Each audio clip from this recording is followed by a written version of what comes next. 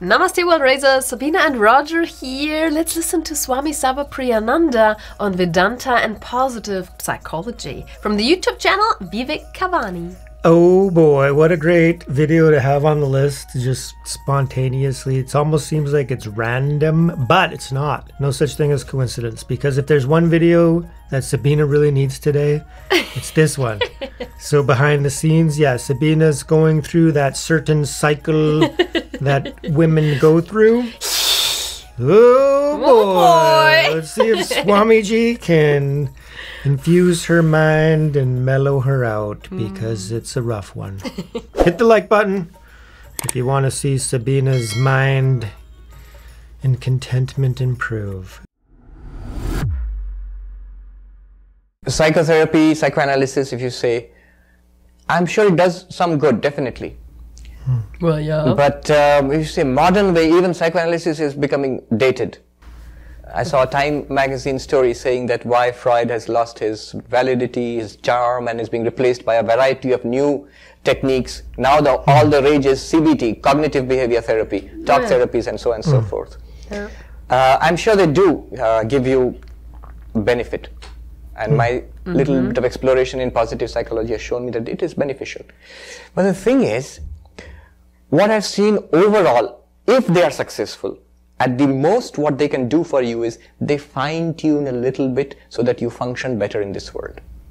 Yeah. They do not go to the deepest existential problem. No. As long as you think I am this limited creature, flesh and blood, cut off from everything else in the world, subject to every influence in the world, heat and cold and insult and praise, financial success and failure, and so many things in the world, and so many things from deep within. I'm tossed in this. Unless you go to the root of that, which is who am I? Right? Until that time, you solve a mess today, tomorrow the mess will be there, a new mess will be there.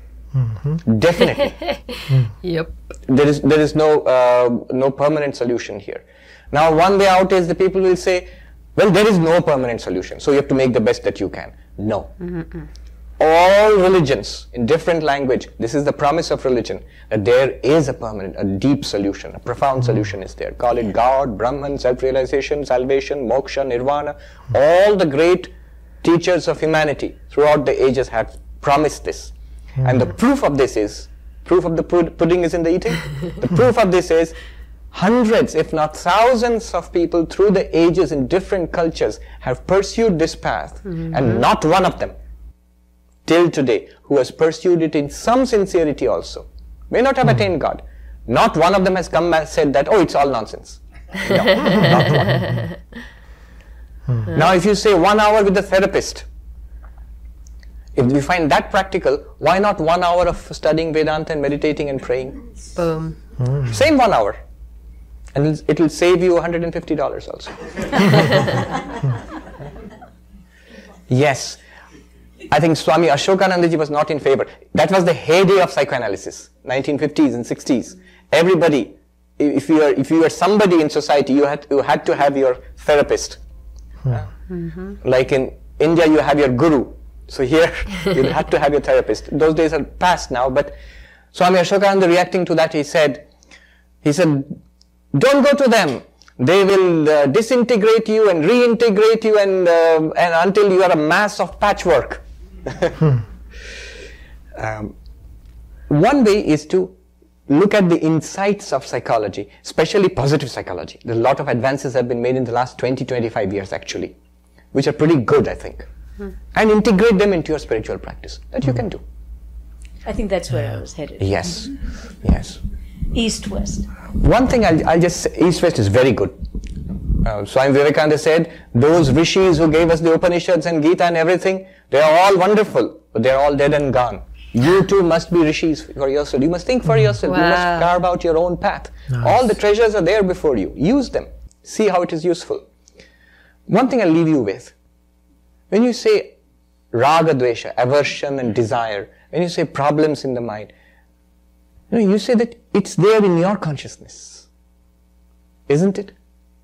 Vedanta says, who experiences this raga and dvesha, this aversion and desire? Take a look at that. You see, we become so busy in trying to manage our problems, our mental problems. You're trying to manage the objects. But who is the one trying to manage? We're trying to reduce the suffering. But who is the one who says that I am suffering? Vedanta says if you could turn around and look into that, your problems will be solved. You would transcend the mess. The mess would still remain like that maybe. No, often the mess takes care of itself. We torture the mind unnecessarily sometimes. I want to enjoy this. Mind, you must enjoy. If the mind gets bored, you feel bad. Oh, I'm not able to enjoy this movie or this food or something. Right. The mind, you must meditate now. You sit and meditate and poor mind feels sleepy and you say, what a loser I am. I can't even meditate. You're torturing the mind. If you leave it alone, often you will find the mind settles down into something very nice.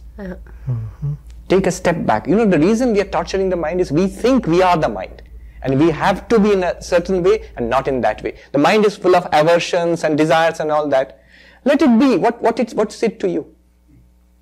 Say, what do you mean, Swami, what's it to be? No, really, I mean it. What's it to you? The moment you let it alone, you'll find the mind settles down. Be centered in the self, not in the mind or the body. You said practical life in Manhattan. I'll leave you with this question. Are you in Manhattan or is Manhattan in you? Manhattan is in your consciousness. Where is Manhattan when you go to deep sleep? As a prominent politician once said, he said that I was born in the slum, but I took care to see that the slum was not born in me. You can be in Manhattan. Don't let Manhattan in there. The boat can be in water. Don't let the boat, the water into the boat. The way to see that is to do exactly that, to see that Manhattan is actually an appearance in you. And it can go on in its own way. You be at peace. Swamiji. Oh yes. Wow, wow, wow. Wow, wow, wow. How's the mind now? Wow, it's settled. Body feels very relaxed. Perfect. Because he was pointing at ultimate reality. Yeah, so this is the video. This is the way. And if you surrender to that, if you allow it, then the body and mind cannot do anything other than settle. Perfect video, perfect time. Totally. So I still have a question. What is positive psychology? that's just the psychology nowadays. Anytime you get like these motivational videos or affirmations, or even Tony Robbins, he delves into that.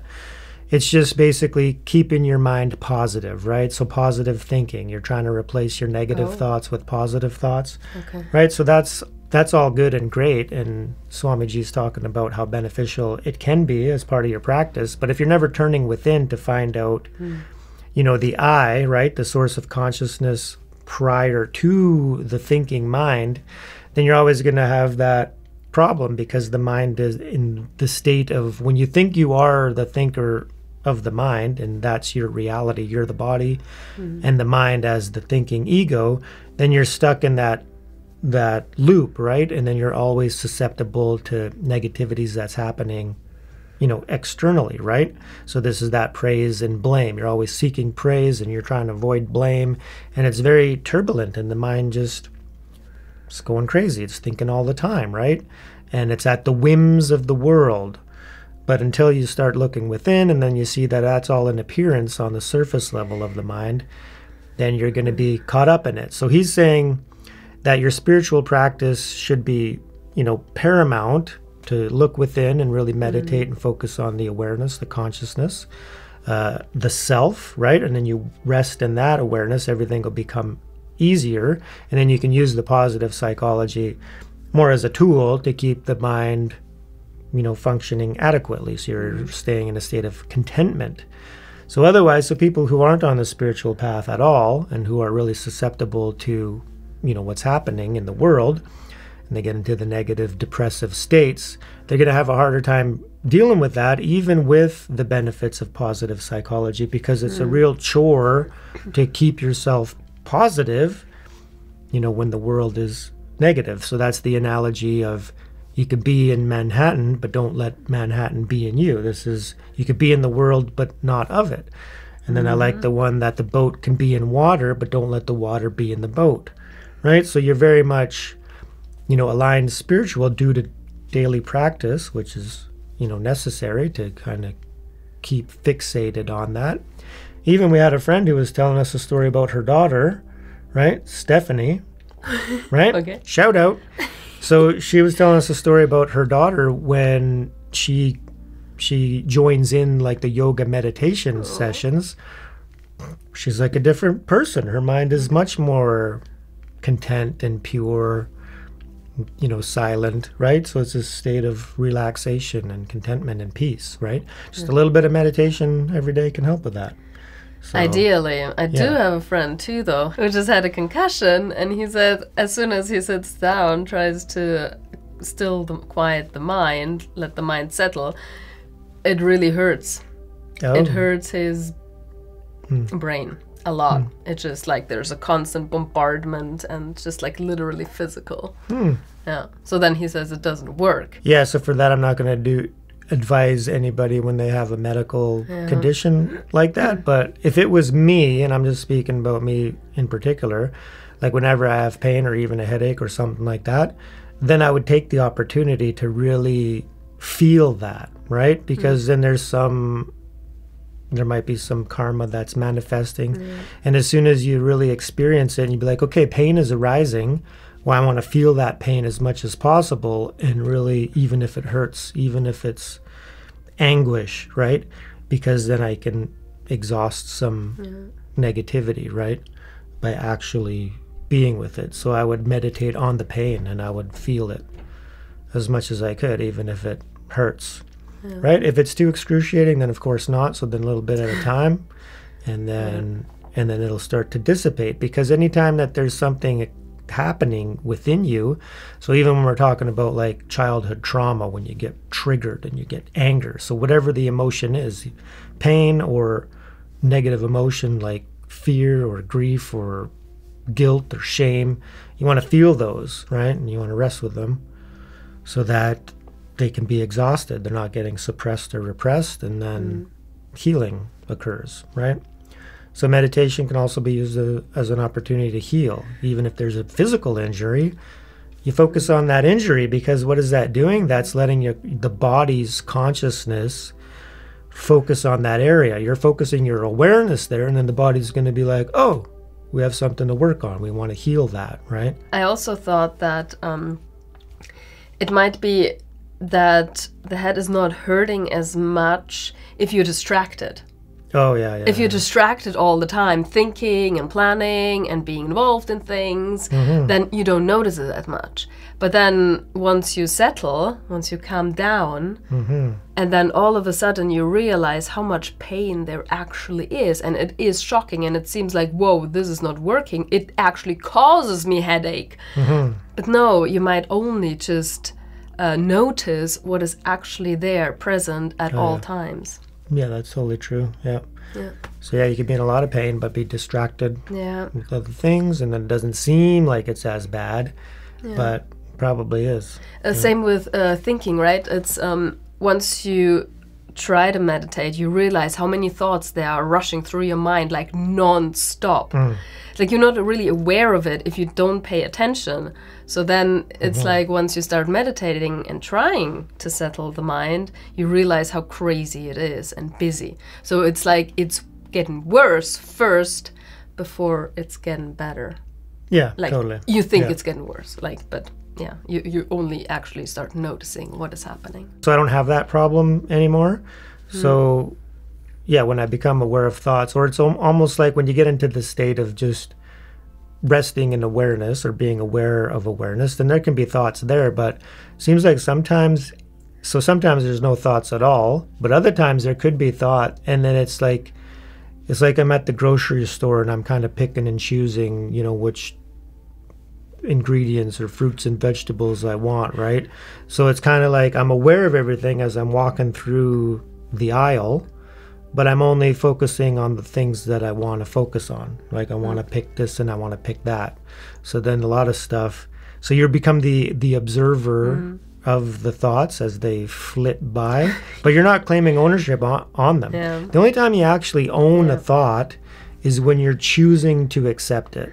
And then you can focus consciously on the thought. If you're not consciously focusing on the thought, yet you're caught in them, then it feels like you're the thinker of those thoughts because you're attached to them. But as soon as you enter into the state that I'm talking about, then you realize that, oh no, you're not the thinker. The thoughts are there. And then so you become the chooser of which thoughts you want to select. Oh, I feel so blessed watching this video. Yeah, that was nice. Beautiful. More of Swami Sarvapriyananda, please. Okay, thank you so much for watching this with us. Yeah, let us know in the comments. You guys got problems with thoughts? Keeping that psychology positive? What do you do? What do you practice? Yeah, have you gone into therapy? And so also we want to point out that therapy is very, very beneficial, especially with childhood trauma. Yeah. And that sort of stuff. Me and Sabina have both done some work to complement and go with our spiritual practice, and even incorporating some of the techniques into spiritual practice. Yeah. Like the letting go technique I was talking about, where you sit with the trigger, right? So I actually combined that with a therapy practice, so EMDR, right? And then it even helps the letting go technique. So you're actively participating. May you be happy, may you be well, may you be at ease. And positive. And exuberant, and joyful, and exploding into bliss in this very lifetime. Brahmic bliss. Boom. Peace.